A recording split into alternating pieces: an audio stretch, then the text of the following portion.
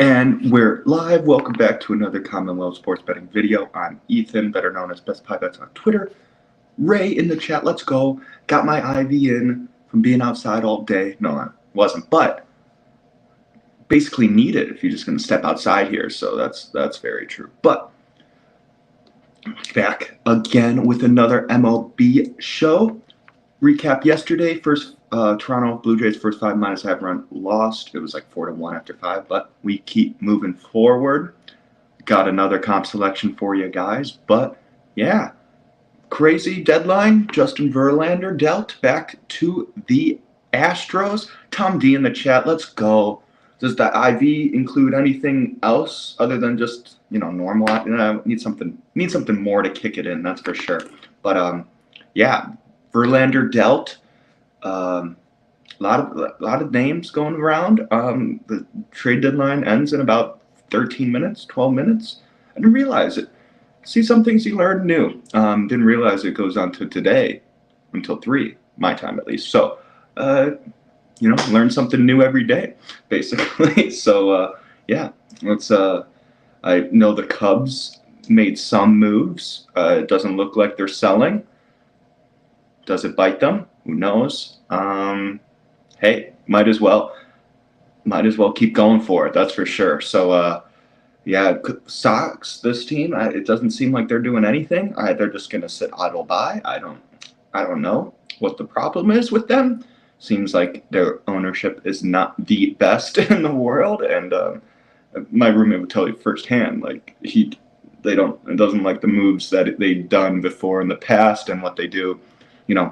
Constantly to show that, they don't really care, it seems like.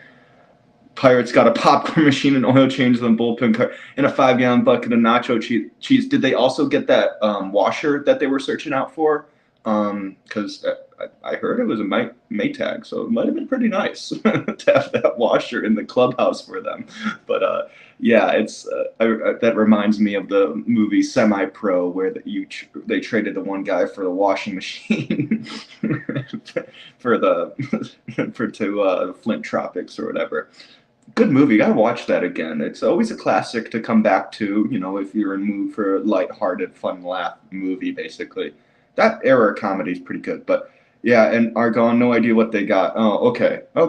Well, yeah, I don't know how much they would get, but makes sense. Yeah, it seems like they're kind of selling, trying to get ready for the future, as they Pirates had a great start to the season, but just kind of fell off towards the middle, towards the long stretch of it. So, hey, they have the pieces to be successful, it seems like, and injuries and stuff like that. So if they can keep building and they extend that quick start, they can make it into a season eventually. But yeah, it's gonna be tough.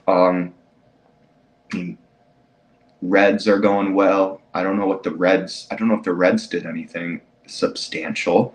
I know the Diamondbacks just traded another reliever for a different reliever, Andrew Chafin, got rid of him. They loved him here, but they got rid of him. I think he's too old here, or I guess they think, and hasn't been doing that well. So I don't make the decisions, and anything can happen, really. That's for sure. I remember, my friend was he's a Mets fan, and he was like, "Oh, no way they trade Justin Verlander." I'm like, "Well, why wouldn't they? At this point." And Justin Verlander went back to the Astros, so a little bouncing around for him for JV, basically. So, hey, you never know what you're gonna get. Never know what owners are looking for what, and doesn't seem like too many teams are selling like big name starting pitchers, and that's what you kind of need to solidify a rotation, especially the Diamondbacks.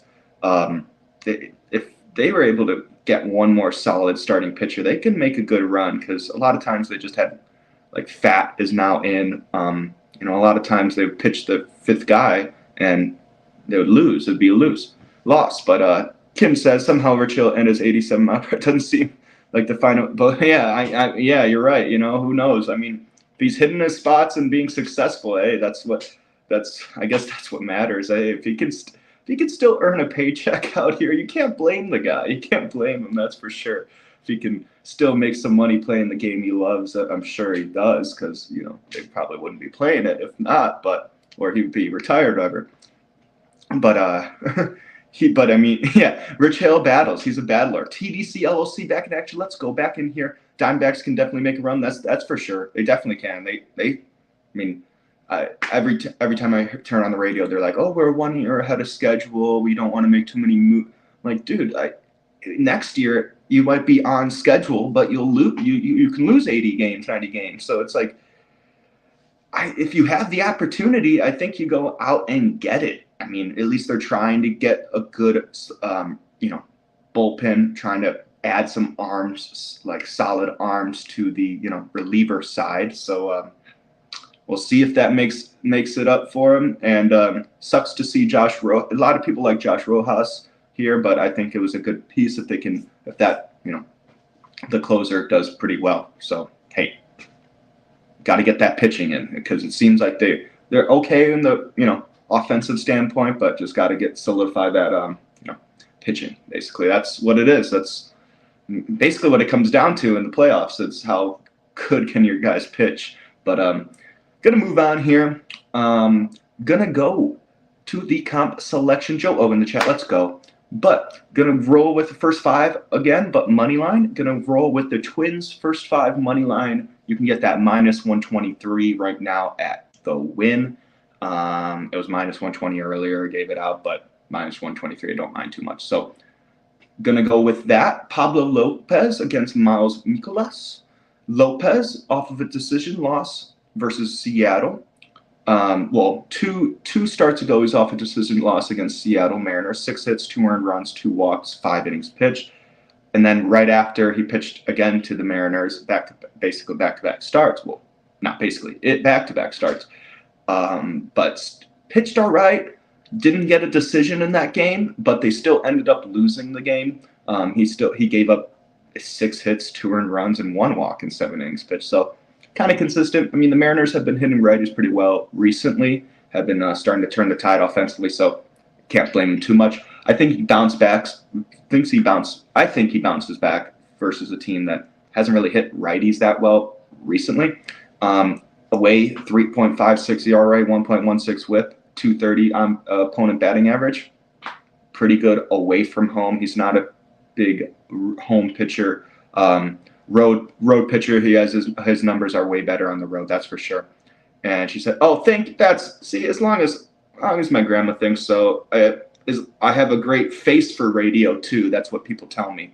So I always take that as a compliment too. So, but I'm glad. But looking at Miles Mikolas, coming off a .2 innings pitched, so 2/3 innings pitched outing with 1 earned run against the Cubs. But I mean, he just kind of came in there to relieve for a little bit. But before that, 11 hits, 5 earned runs, 1 walk, and 5 innings pitched against the Cubs. He might bounce back, but I mean, last time he let up 5 earned runs in a start. Next game, he gave up 4 hits, 4 earned runs in that start. So I don't really think he can. He doesn't really bounce back too well. Has been having a rough June and July, looking at the numbers. And it's going to be pretty hard against this Twins team. 5.19 ERA in June and July for him. Home 5.05 ERA with a 1.28 WHIP, which pretty surprising when you look at 5 ERA, but at 1.28. The WHIP's not horrible. You look at it, 64 hits and 57 innings pitched. So he doesn't walk, but he gives up a lot of hits. There's a lot of hittable contact, that's for sure. With a 281 opponent batting average. I have a face only mother can love. No, don't be too harsh on yourself there, Ray. But yeah, I mean, it's going to be tough for him to bounce back against this Twins team that's been hitting righties really well. Like I said, Twins versus right-handed pitching in the first 5, the last 7 days. 260 average, not the best, but 370 weighted on base average, 141 weighted runs created plus. That's good for second in the league in those parameters. Looking at the Cardinals, same parameters, 210 average, 272 weighted on base average, 72 weighted runs created plus, good for 25th. So they don't really score too well. They haven't been hitting righties recently. And yeah, I mean, I think this is a good spot for the Twins to get it done here on the road against the Cardinals. I think there's a reason why they're favored a little bit here. Yes, I said that. I said that, Joe, already. So boom, beat you to it. Can't say the joke anymore. So boom, I win. But so going with the Twins, first 5 money line minus 123. I'd like to thank everyone in the chat: Ray, Joe O, Susan, TDCLOC, Kim, Tom D, everyone, loyal listeners out there. Sorry, I was a couple minutes late. I just got back from watching the new movie Oppenheimer, and which was really good in the 70 millimeter IMAX. So that was fun. The guy's face was like 6 stories tall, so that was cool. There's only like 19 of those theaters in the country, so it was nice. It was right by me, like 10 minutes away. So, hey, I'll take advantage of it when I can, right?